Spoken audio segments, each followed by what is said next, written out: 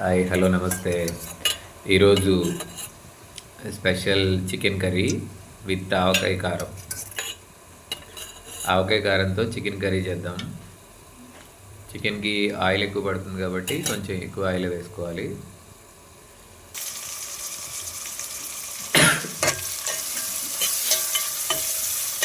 పచ్చిమిర్చి, ఉల్లిపాయలు ఇవి బాగా ఫ్రై అయ్యేంత వరకు వేపుకోవాలి.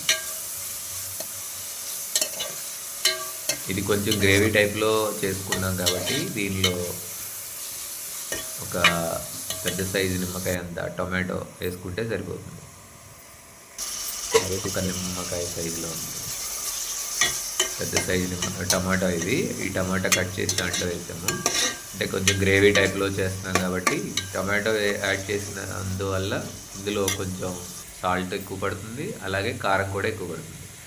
ముందుగానే చికెన్ని ఉప్పు, కారం, పసుపు, నిమ్మకాయ, అలాగే మసాలా, అల్లం వెల్లుల్లి పేస్ట్ వేసి కలిపి సపరేట్గా ఒక చోట పెట్టామన్నమాట.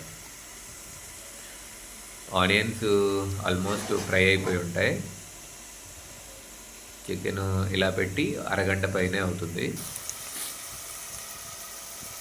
ఆ కారం, నిమ్మకాయ అదంతా ముక్కలకి పడుతుందని అలా పెట్టాము. ఉల్లిపాయలు, టమాటాలు పూర్తిగా ఉడికిపోయాయి. కొంచెం అల్లం వెల్లుల్లి పేస్ట్ వేద్దాం.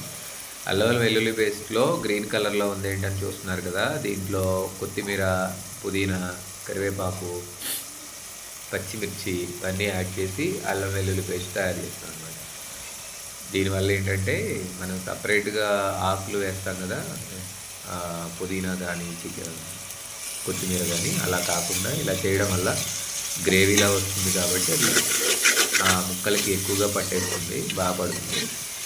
అందుకని ఇలాగా ఫ్లేవర్ బాగుంటుంది, ట్రై చేయండి. ఇది బాగా ఫ్రై అయ్యేంత వరకు కుక్ చేద్దాం. ఇవన్నీ సింపుల్ ప్రాసెస్లో చేసుకునేవండి. మసాలా దినుసులు, రకరకాలైనటువంటి మసాలా పొడులు ఇలాంటివన్నీ కూడా దీంట్లో ఏమీ యాడ్ చేయము. చికెన్ వేసేస్తున్నాను. దాంట్లో చికెన్ బాగా వాటర్ అంతా డ్రై అయిపోయి ఫ్రై అయ్యేంత వరకు మీకు చూపించలేదు, ఫ్రై అయింది బాగానే. వాటర్ అంతా డ్రై అయిపోయింది కదా, కుక్ అయిపోయింది. దీంట్లో ఏంటంటే ఇందులో చికెన్ వేసిన తర్వాత ఒక 3 minutes మూత తీసేసి కుక్ అవ్వాలి. అప్పుడు వాటర్ అంతా కూడా బయటికి పోతుంది.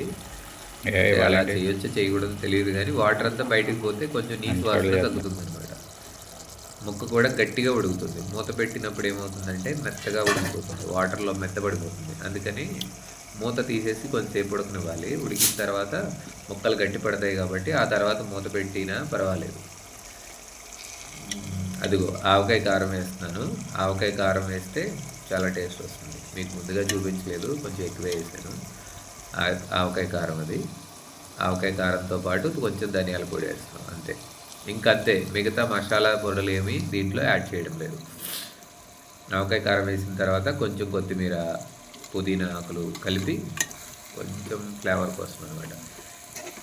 దీన్ని పూర్తిగా కలిపేసి మూత పెట్టేద్దాం. ఆవకాయ కారం వేస్తే రుచి బాగుంటుంది, మీరు ట్రై చేయండి. గ్రేవీ కాబట్టి ఆవకాయ కారం ఆవకాయ కారం గ్రేవీ కాబట్టి వేసుకోవాలి. ఫ్రైలు అలాంటివి అయితే ఆవకాయ కారం అవసరం లేదు. ఇది గ్రేవీ కర్రీ. ఇది బిర్యానీలో తినడానికి బాగుంటుంది, నార్మల్గా మనం చేసుకునే వైట్ రైస్లో తినడానికి కూడా బాగుంటుంది. అందుకని గ్రేవీ టైప్లో చేసుకునేది అనమాట. మూత పెట్టి ఒక 5 నిమిషాలు కుక్ అవనిద్దాం.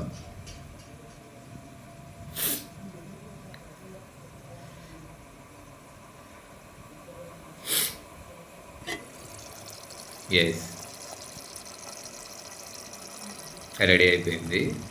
మంచి సువాసన వస్తుంది, రుచికరంగా మనం భోజనం చేయడానికి రెడీ అయిపోయింది.